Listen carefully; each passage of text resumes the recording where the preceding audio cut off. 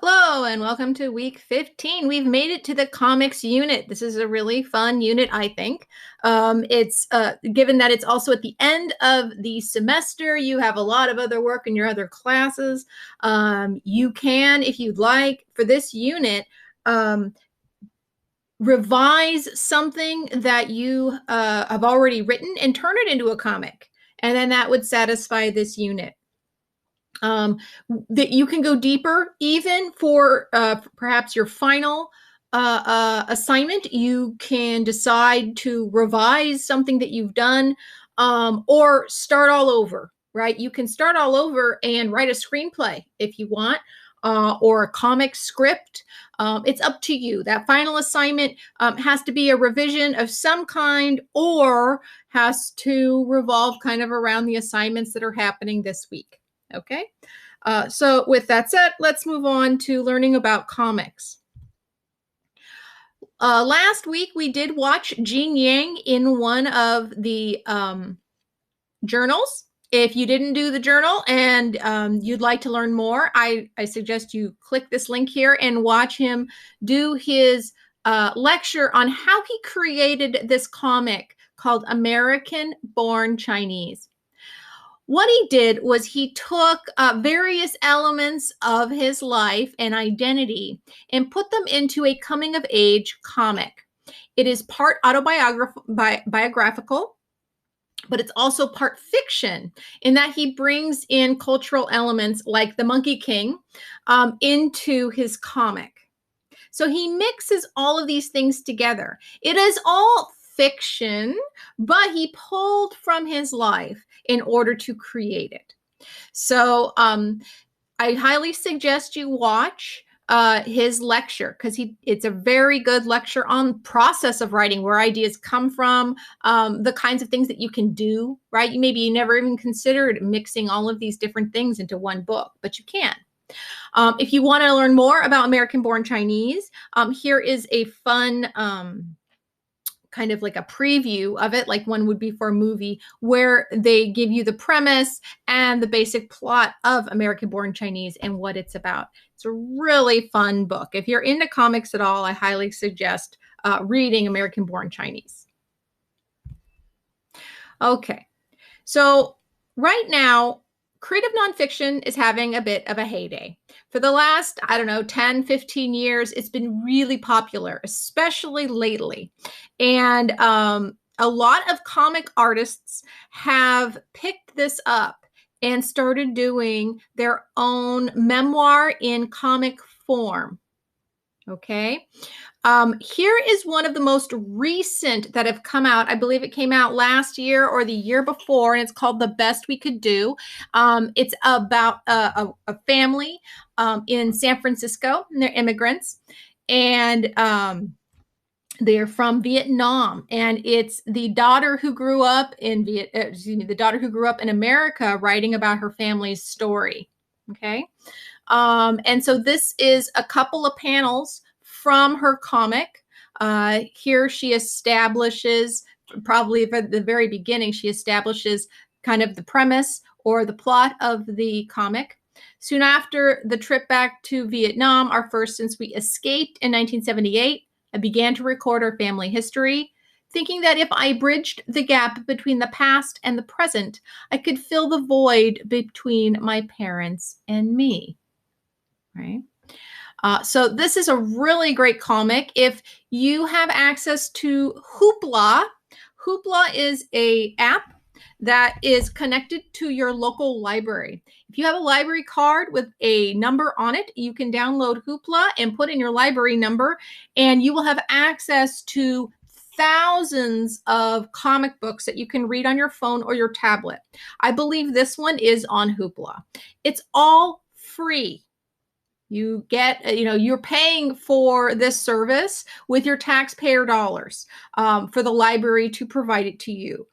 So I highly suggest, if you want to save some money, to download Hoopla and read this comic if you're interested in taking maybe your creative nonfiction piece from the last unit and revising it into maybe a couple of panel comic.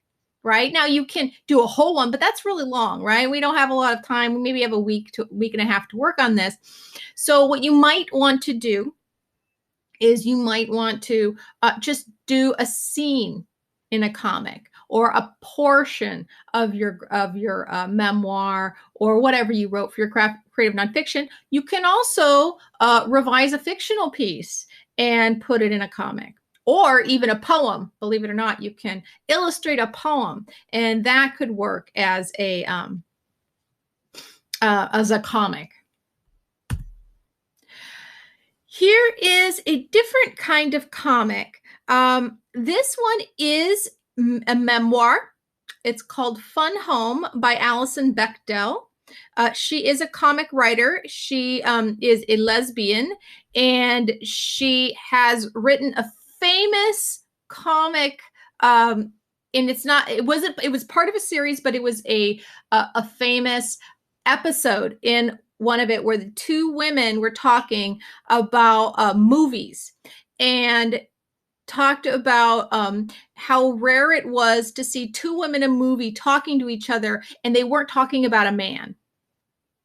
And it became the Bechdel test for movies. You can look that up. If you look up the Bechdel test, there's a website that will tell you which movies pass it and which ones don't. Okay.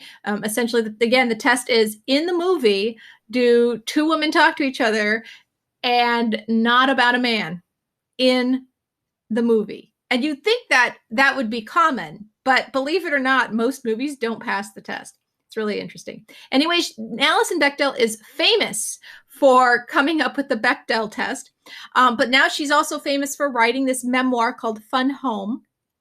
It has been turned into a musical. I've seen it. It's really fun. It's about her experience, learning that coming of age, essentially learning that she is lesbian, and discovering later on that her father was a homosexual. This is another really cool memoir in comic form. They turned this one into a movie. Okay, so you can, experience this one through film. It's called Persepolis, and it's about a little girl, essentially coming of age in Iran and moving to various parts of Europe as they escape what happened in Iran in the 70s. Now, many of you are familiar with the term graphic novel, which essentially is a novel in a comic form. This is considered the first graphic novel, A Contract with God and Other Tenement Stories by Will Eisner. Will Eisner's name might sound familiar to you. There is an Eisner Award that goes to comic creators, right? So this was one of the first. This guy was... he worked in comics back in the 40s and 30s, and he's kind of been part of the comic creator culture since the beginning, right, when comics really took off. And so he ended up creating a graphic novel. It was the first of its kind, and it was called A Contract with God. And it was part autobiographical. It was about a Jewish immigrant, coming to America and having kind of a religious crisis and losing one's faith and finding one's faith again. It is very, very good. So again, I believe you can get this on Hoopla if you would like to read. Note how it's all black and white, right? There's no color in this book. That was just the style. Around the same time, another graphic novel came out, and it's by Art Spiegelman, and it's called Maus, and it's about the Holocaust. And the premise is that there is a son who is a journalist or a comic writer, essentially, which is, the narrator. And it's a memoir about the son of a Holocaust survivor wanting to write a comic about his father's experience and his father's experience in a concentration camp. Okay. And so it's kind of meta in that way, where the book goes in, into the future or the present at the time of writing the comic, of him interviewing his father as an old man and them having some conflicts. Okay, about, the father doesn't necessarily want to tell the story and the son wants him to tell the story. The father doesn't necessarily want it to be in a comic form, but the son does. Right. And then throughout, it also tells the story that the father tells the son. And it's a really cool book. If you, as you can see, the mice are Jews and the Nazis are cats. The Americans, I believe, are dogs, and the Canadians are, they've got antlers. I think they're deer or moose. I forget what the Russians are, but each race of people is a different animal.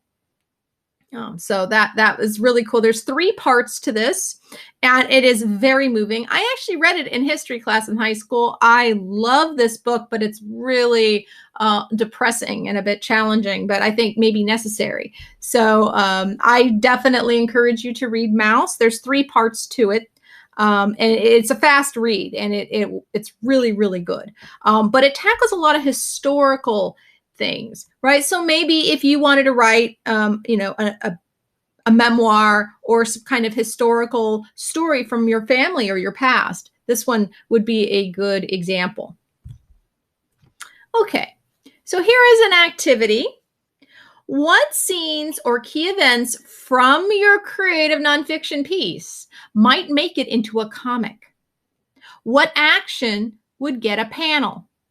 What conversations would be illustrated, and what would be in word balloons? By the way, a panel is like a square of art that has usually words in it, or thoughts. It doesn't always have to have words or thoughts, though. The picture can stand on its own. Or if you were to write a memoir, what adventure or moment of change in your life would you turn into a graphic memoir, and why? And would you tell someone else's story, right? Maybe it's not your story you'd want to tell in comic form. It might be your parents or somebody else. Why? And what style of art would you choose? Would you choose black and white? Would you choose color? Might you make it on the computer with computer animation? Are they stick figures? What style would you use? Not all of us are good at art or practice their art. I'm not very good at art, but there are graphic. You'd be surprised if you went online. There's some comics, very successful ones that don't use very sophisticated art.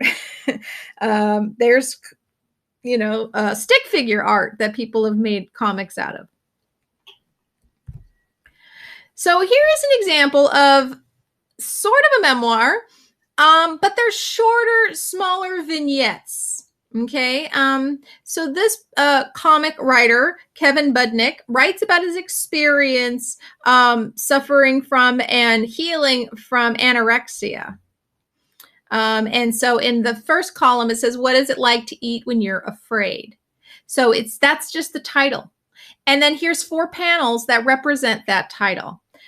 You get that feeling that your heart is running on a treadmill or filling with water.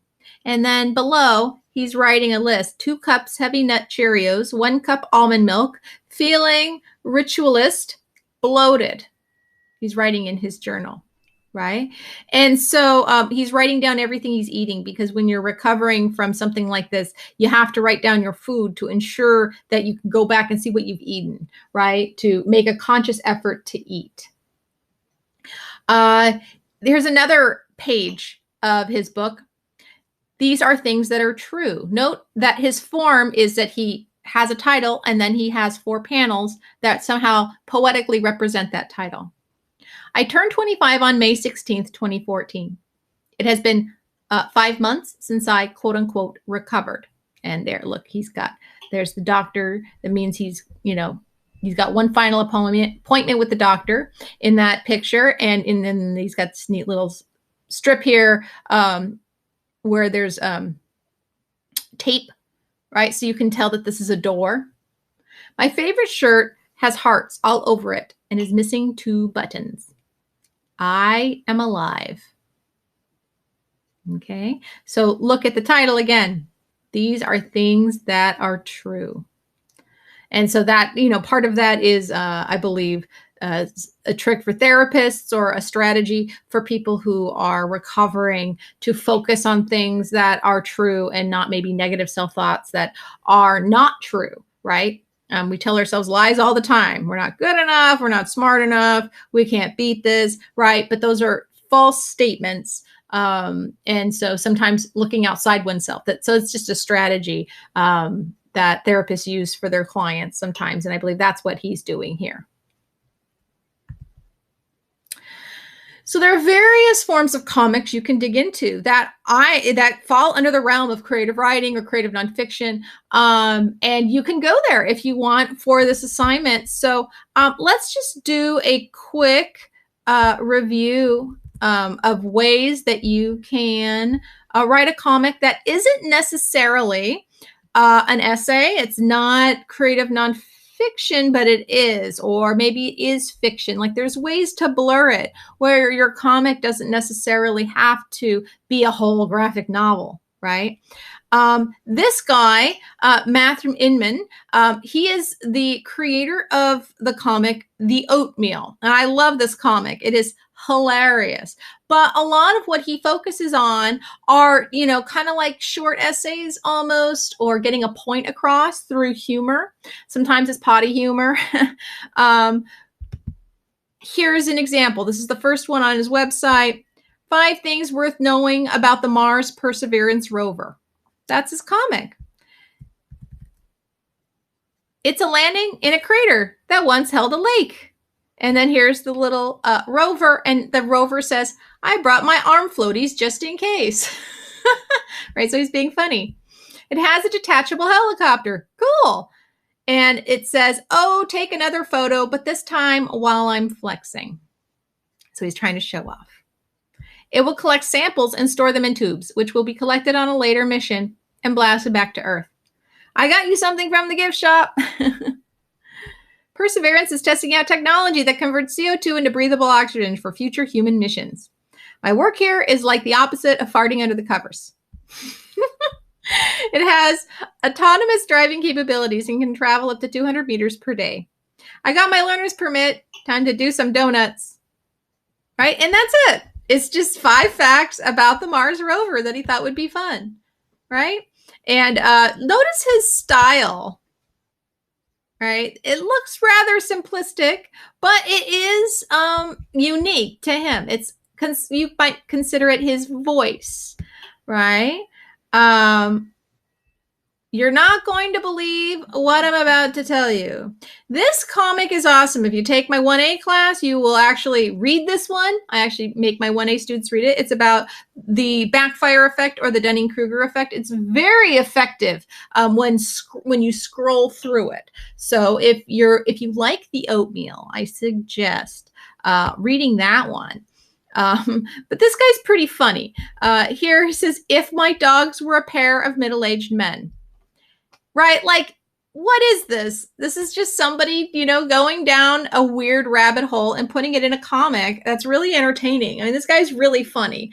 So, for example, if my dogs were a pair of middle-aged men, there's these 2 middle-aged men that are supposed to be dogs. And one of them says, oh, God, he's leaving again. So that's the comic writer, I'm assuming. Do you think he's ever coming back? The other dog guy says, no, Junkins, not this time. And the dog says, well, what do we do now? And the other one says, the only thing we can do, Jenkins. And they bark and they dig. And it's funny because these aren't dogs. These are people.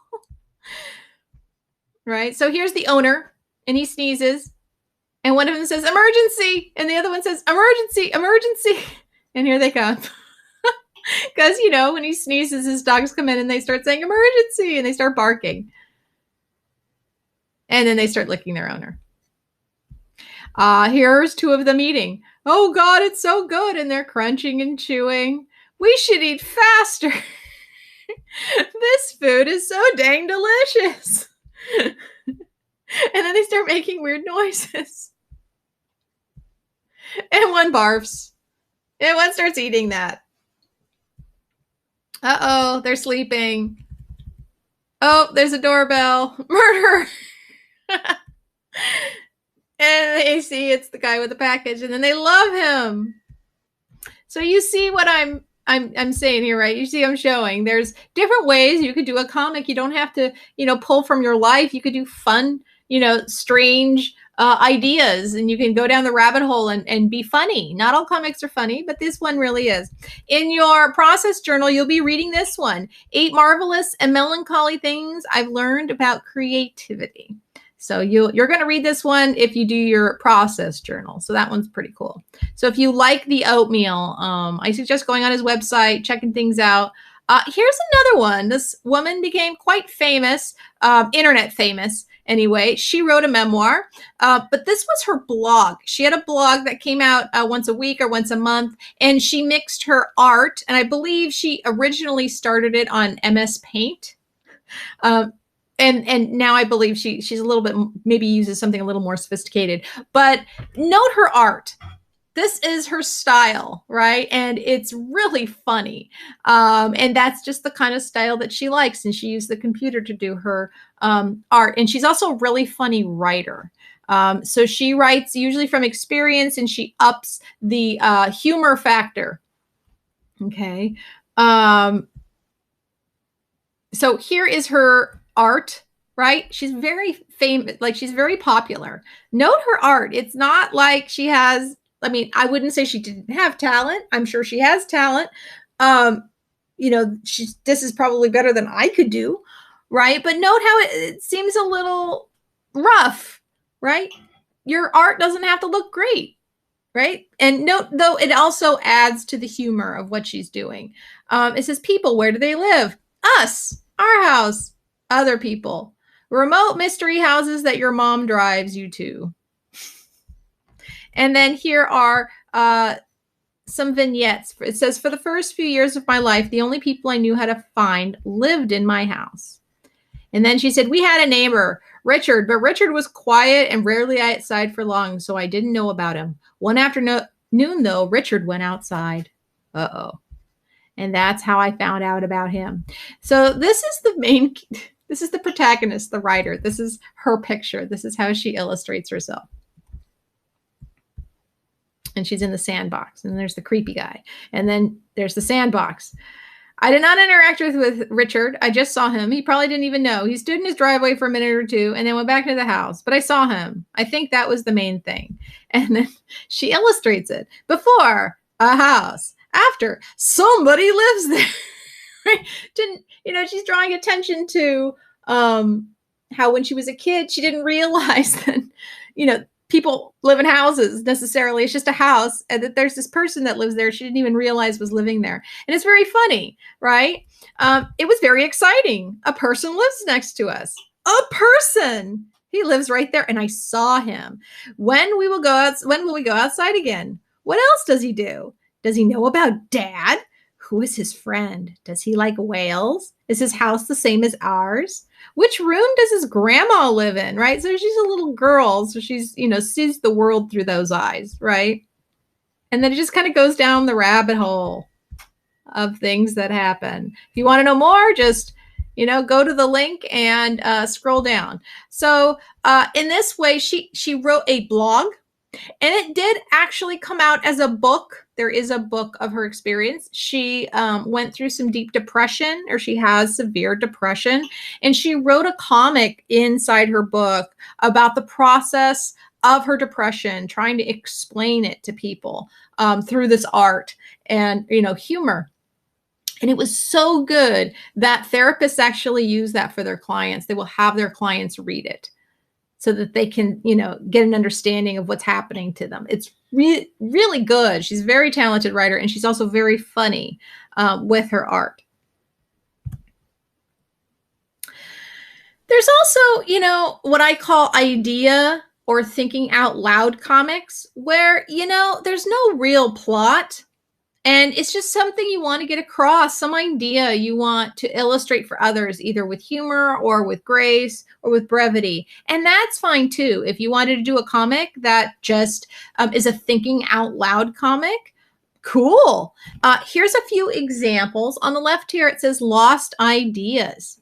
And the first panel says, where do they go when they leave us? And the next panel says, do they divide us into small, insignificant ideas? Buy life insurance. Never go outside without a coat. Note those are all lost ideas. Do they take the first train out of town? They raise up to join the great idea in the sky. They settle on the heads of unsuspecting passerbys. Sure is a smoggy day. Yep. Have an identity crisis. Maybe I'm just water vapor. Only to rediscover their true nature. And then at the very end, someone's in the shower and they go, aha, because it's a shower thought. Or do they follow us home, sneak in at some ungodly hour, and refuse to leave until we pay attention? Okay. Here's another one by the same artist. Perfect. This is the perfect book you will never write. This is the perfect race you will never run. This is the perfect idea that will never strike. This is the perfect person you will never become. This is the perfect painting you will never make. This is the perfect song you will never hum. This is the perfect mountain you will never climb. This is the perfect cake you will never bake.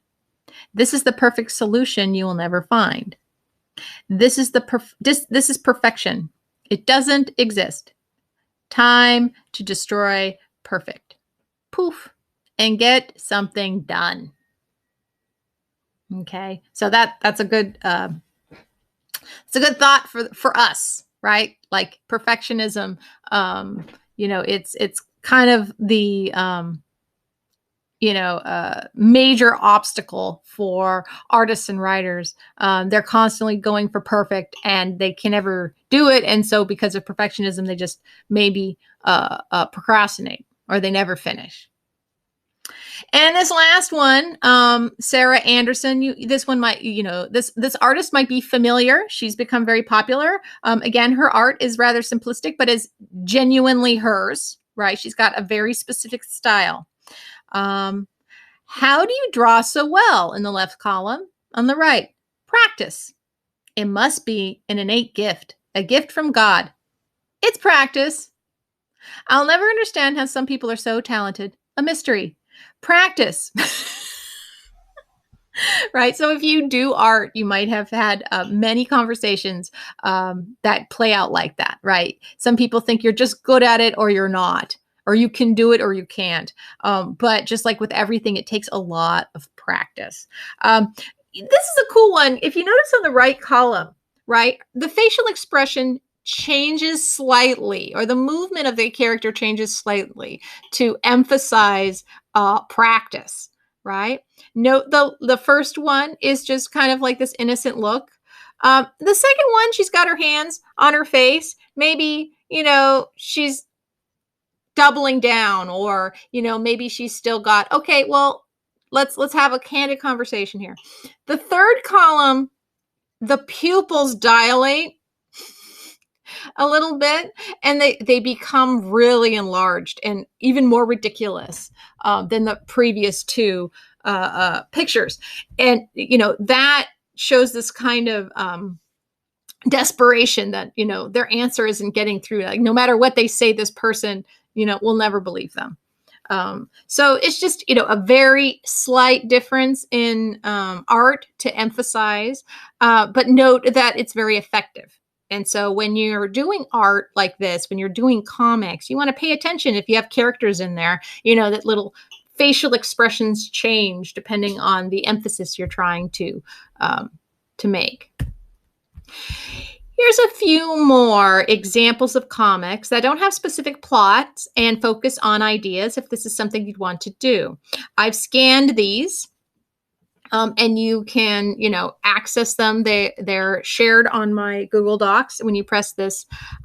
This says, from your illustrated guide to becoming one with the universe. And this is a graphic novel. So this is just a section of that graphic novel. Again, note the art. It's not awesome, it's not super detailed, but you can tell what it is. and it's effective in its own way. Lesson 6, have cake and eat tea with tea with your demon. There are no divisions in the universe. Note the art again, right? It's almost like a doodle. The universe is oneness. The universe just is. So it is no wonder that many of us feel disconnected from the universe. When we shun our own darkness, our weakness, our anger, our sadness, our shame, our pain, we are disconnecting ourselves from the full spectrum of elements that exist within ourselves and the rest of the universe. So these are just some shapes, right? We are not just light. We are not just dark. We are everything. Oh, we're getting very zen here. When we realize and truly embrace everything that is within us, that is when we can truly feel healed and whole again. So let us get to know our darkness, our demons that exist in the dark shadows of our minds, the aspects of ourselves we feel most ashamed of. Invite your demon for a slice of cake and a cup of tea. And there they are. A demon having cake and tea with their human. So, how's it going? They just kind of sit there. It might feel awkward and uncomfortable at first. So note how there's different shapes of demons. Allow the demon to say what it feels like saying, feel what it feels like feeling, think what it feels like thinking. Simply observe and listen with a gentle intention to understand where your demon is coming from. Thanks for coming. Let's do this again. Let the demon say what it wants to say and then ask your demon to come back another time for more cake and tea. Nice to see you again. And here it comes. Schedule regular tea and cake dates with your demon. Right? So you get a little gem from doing that. But again, notice the art. This one doesn't even have any words. Okay. Your assignment from the universe. Prepare different cake and tea combinations for your different demons. And then you have a party. Right? So again, you don't have to write, a whole scene. You don't have to write a memoir, autobiography. You can. You don't have to turn something you've already done. You can just do an idea or thinking out loud comic, and those are really fun. Here's a couple of more. Rage of Poseidon is a story. It's a story of Poseidon coming back and seeing that the oceans are full of crap, essentially. It's pretty interesting. And here are some webcomics for writers that, inspire and motivate you. Right? So you can go through and, shop around for ideas of things. Maybe you have advice for writers that you'd like to illustrate. Okay. So if you're really not sure what you want to do, you just kind of want to dabble in art for a little while and just have some fun with it. You can do a mini and foldy comic. A mini and foldy comic is just that. It's, you fold a piece of paper and each line has, makes a panel, and then you can just draw and make a little comic. And you say, Renee, how am I supposed to put this on canvas? Well, we have phones. You can take pictures and upload them. That's fine. Right? So note that the cover is also the first panel of the comic. And as it unfolds, right, the comic gets bigger. Opening the booklet upward, we get a large panel putting us on the spaceship. And then it gets bigger. And then it gets bigger. And it gets really big. Right? So all you have to do is fold up a piece of paper and use the idea that it's getting bigger, right, to add to the plot, perhaps. Okay. So if you would like, you can make your own foldy comic or mini comic. You could, if you wanted to, you could put that on your creative writing journal assignment. You just take some paper and you get started. You may want to brainstorm first to do a rough sketch before diving in, or just dive in, right? You can also use this comic strip planning sheet, And that might be fun to just kind of prepare or outline what you think you might do if you did a mini comic. All right, that is the week 15 lecture. There will be one more lecture next week on publishing and revision. So that one a lot of people like because it kind of lifts the veil on information that you may not have been aware of on how to publish things. Also, in your journals this week, I'll have you read The Oatmeal.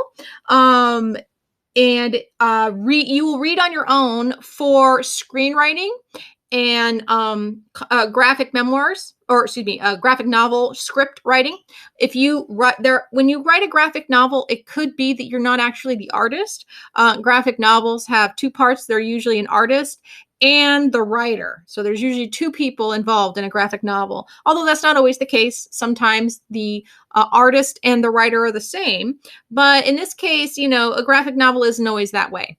And so you can, as an option, you can write a graphic novel script. It has to be outlined in a very specific way. I don't expect you to write a whole script. I would just expect you to write maybe the first act or the scene, a scene, right? And I'll show you how to, the resources I will provide you, if you're interested, will show you how to do that. So you'll have to read that on your own and follow through. I also have some slides on screenwriting, and I'm going to include those also in the journal. So if you really want to learn about screenwriting, I have some activities for you that you can, focus on if you'd like. And then if you would like, you can turn in a formatted screen play of a scene. You don't give me a whole movie, but of just a scene to practice. And I've got the resources there in that journal. Yeah, or you could just turn in a Foldy comic if you would like to get credit for that journal. And that's that. You will workshop the alternative genre next week. It'll be a short workshop. It won't be, fully invested, or it might just be a sketch or a few ideas. There's no page requirement. I just want you to kind of dabble in it and see if you like it, right? As long as you turn something in and give somebody feedback, you'll be fine. For the final assignment, that's on week 17, your stuff is due, your final is due on 5/21, May 21st. You can revise and turn in pretty much anything we've worked on this semester. You can revise your poetry. You can revise your short story, your creative nonfiction piece. You could keep working on your alternative genre assignment and turn that in and revise that as your final. You could do all sorts of things. It's really open. I just also want to remind you that you have an assignment, which is to do something in the community and write a 2-page report on it. If you wait till the last minute, know that the final time to do that without, finding something on your own is you can go to this open mic that I created. And I've hired a new host so I could focus on my own writing. But his name is Dane. He's very cool. And I've told him that, some students might show up to write some reports. So you're welcome to go to that open mic. And since you have poetry and short stories and creative nonfiction to share, you can share, but you're not required to.